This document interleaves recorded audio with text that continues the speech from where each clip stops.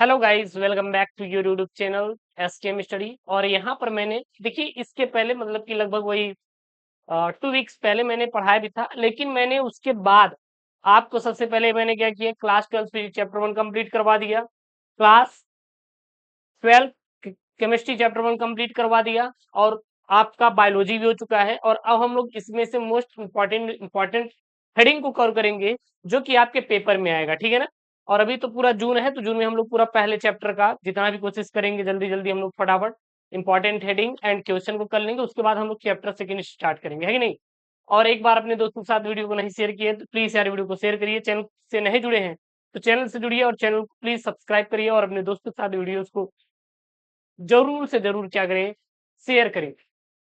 तो यहाँ पे आज जो टॉपिक है वह है आपका हेनरी का नियम। जी हाँ, हेनरी लॉ, जो कि एक इंपॉर्टेंट वाला टॉपिक है और 2 से 3 अंकों का आपके पेपर में पूछा जाता है। किन नंबर का सर?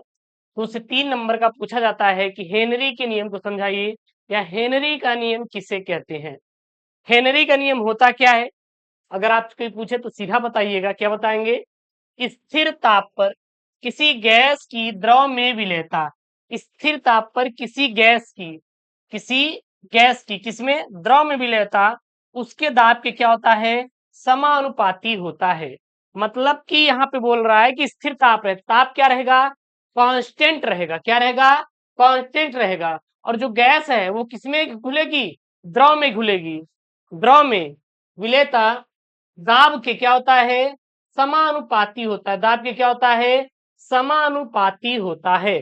यानी कि अगर हम दाब का मान बढ़ाए तो जो गैस है, गैस की द्रव में विलेयता का मान ज्यादा होगा। यदि दाब को घटाएं तो द्रव में गैस की विलेयता का मान क्या हो जाएगा, कम हो जाएगा। तो ये क्या होता है, समानुपाती होता है। अर्थात अगर लिखेंगे तो क्या लिखेंगे, एम अनुक्रमानुपाती पी, एम अनुक्रमानुपाती पी, इसको क्या बोलते हैं, समानुपाती या फिर अनुक्रमानुपाती बोल सकते हैं, ठीक है ना। तो यम, या फिर जब ये हमारा समानुपाती या अनुक्रमानुपाती का हटेगा निशान, तो यहाँ पे के एक कांस्टेंट निकल के आएगा। तो यम बराबर क्या हो जाएगा, के पी हो जाएगा। क्या हो जाएगा, के पी हो जाएगा। जहां पर यम क्या है, तो जो यम है आपका घुली गैस की मात्रा है। एम क्या है आपकी, घुली गैस की मात्रा। घुली गैस की मात्रा क्या कहलाती है, यम कहलाती है। पी आपका क्या है, यहाँ पे जो पी मिल रहा है, यहाँ पे साम्य पर गैस का दाब, मतलब गैस का जो दाब है, साम्य अवस्था पर गैस का दाब पी है। और यम क्या है, घुली गैस की मात्रा है। और के क्या है आपका, स्थिरांक है। स्थिरांक है, के क्या है, स्थिरांक है। यदि हम डाल्टन के नियम के अनुसार देखें, हेनरी स्थिरांक क्या होता है, किसके अनुसार, डाल्टन के नियम के अनुसार क्या होता है, ध्यान दीजिएगा। गैस की विलेयता या मोल प्रभाज एक्स किसके समानुपाती होती है, गैस के आंशिक दाब के। यानी कि डाल्टन के अनुसार, वो तो हेनरी के नियम के अनुसार था, लेकिन डाल्टन के अनुसार भी देखें तो जो गैस की विलेयता होती है या मोल प्रभाज जो होता है गैस का, और मोल प्रभाज किससे दिखाते हैं, एक्स से, यह डायरेक्टली प्रोपोर्शनल किसके होता है, गैस के आंशिक दाब यानी कि पी के डायरेक्टली प्रोपोर्शनल होता है। अर्थात पी अनुक्रमानुपाती एक्स गैस, एक्स गैस क्या है, गैस की विलेयता है या गैस का मोल प्रभाज कह सकते हैं। पी क्या है आपका, गैस का आंशिक दाब है। पी बराबर के एच इंटू एक्स गैस हो जाएगा। क्यों? क्योंकि जब यह अनुक्रमानुपाती हटेगा, के एच एक कांस्टेंट निकल कर आएगा, यहाँ पे स्थिरांक निकल कर आएगा। तो क्या हो जाएगा, इसका तीर्य गुणा कर देंगे तो पी अपान एक्स बराबर क्या हो जाएगा, के एच। और जो के एच क्या है आपका, हेनरी स्थिरांक है। और इसे भी आप हेनरी का नियम कह सकते हैं। क्या कह सकते हैं सर, हेनरी का नियम कह सकते हैं। अब यहाँ पे देखिएगा, अब यहाँ पे अगर देखेंगे तो एक्स अनुक्रमानुपाती क्या लिख सकते हैं, वन अपान के एच ले सकते हैं। अब क्यों?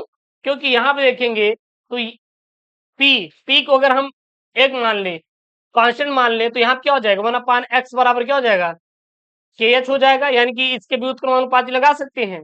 जब यहाँ पे करेंगे तो यानी कि के एच की वैल्यू जब बढ़ेगी तो विलेयता क्या होगी, घटेगी। और के एच की मान घटेगा तो विलेयता क्या होगा आपका, बढ़ जाएगा। अगर ग्राफ खींचना होगा तो आंशिक दाब और विलेयता की यहाँ पे ग्राफ खींच सकते, कोई दिक्कत नहीं। यहाँ पे अगर देना है तो आंशिक दाब को वाई एक्सिस पे और विलेयता को एक्स एक्सिस पे करके ग्राफ खींच सकते हैं।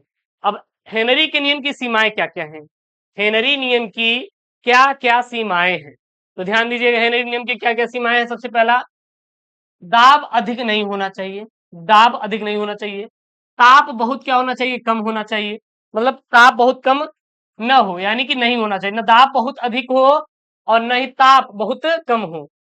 गैस विलायक में बहुत कम विलेय होना चाहिए, और जो गैस हो वो किसमें भैया, विलायक में बहुत कम विलेय होना चाहिए, यानी घुलनशील बहुत ही कम होना चाहिए। और गैस की आणविक अवस्था में कोई परिवर्तन नहीं होना चाहिए, यानी कि जो गैस है, गैस का आणविक अवस्था में कोई भी परिवर्तन, कोई भी यहाँ पे चेंजेस नहीं होना चाहिए। नोट में यहाँ पे लिखा हुआ है, जो NH3 है वह HCl गैस बेंजीन में क्या होते हैं, बहुत ही अधिक घुलनशील होते हैं।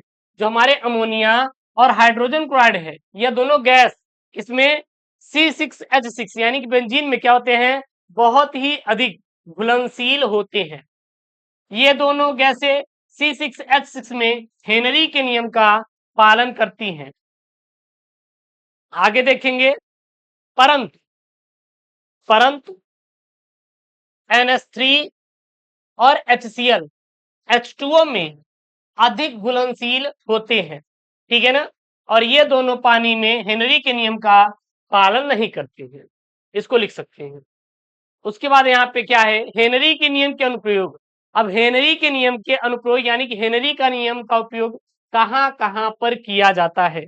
सबसे पहले ध्यान दीजिएगा, अधिक ऊंचाई पर ऑक्सीजन का आंशिक दाब कम, इसलिए आरोहकों के रुधिर में ऑक्सीजन की कमी होती है, इसलिए कमजोरी महसूस होती है, और इसीलिए इस रोग को क्या कहते हैं, एनॉक्सी कहते हैं। मतलब कि जब कोई व्यक्ति ऊंचाई पर जाता है, आप देखेंगे ऊंचाई पर जाता है तो वहां पे दाब का मान कम हो जाता है, जिसके वजह से उसको ऑक्सीजन की कमी महसूस होती है, तो इसीलिए वो अपने साथ ऑक्सीजन लेकर जाता है, आरोहक जो होते हैं। उसके बाद जो सोडा वाटर होता है, सोडा वाटर आप देखे होंगे, जो आप ठंडा उंडा पीते हैं, सोडा वाटर में CO2 की विलेयता बढ़ाने के लिए बोतलों को उच्च दाब पर बंद करते हैं। तीसरा अनुप्रयोग क्या है, यहाँ पे देख सकते हैं, गहरे समुद्र में गोताखोर नाइट्रोजन ऑक्सीजन से भरा सिलेंडर ले जाते हैं, परंतु दाब अधिक होने के कारण ये गैसें रुधिर में बहुत अधिक घुल जाती हैं, परंतु समुद्र से बाहर आने पर दाब घट जाता है, इसीलिए इन गैसों की घुलनशीलता भी क्या हो जाती है, आपकी घट जाती है। तो ये रहा आपका क्या भैया, हेनरी का नियम और हेनरी के नियम की सीमाएं और हेनरी के नियम का अनुप्रयोग। और ये एक मोस्ट इंपॉर्टेंट टॉपिक है, जो कि आपके क्लास 12 केमिस्ट्री चैप्टर 1 बिलियन का इंपॉर्टेंट टॉपिक है, और ये पेपर में अगर आएगा तो आप छाप दीजिएगा, कोई दिक्कत नहीं होना चाहिए। और यदि वीडियो को लाइक नहीं किया तो प्लीज वीडियो को लाइक करिएगा, चैनल को सब्सक्राइब नहीं किया तो प्लीज चैनल को सब्सक्राइब करिएगा, अपने दोस्तों के साथ वीडियो को जरूर से जरूर शेयर करें। मिलते हैं नेक्स्ट वीडियो में, तो थैंक यू, जय हिंद, टेक केयर, बाय बाय।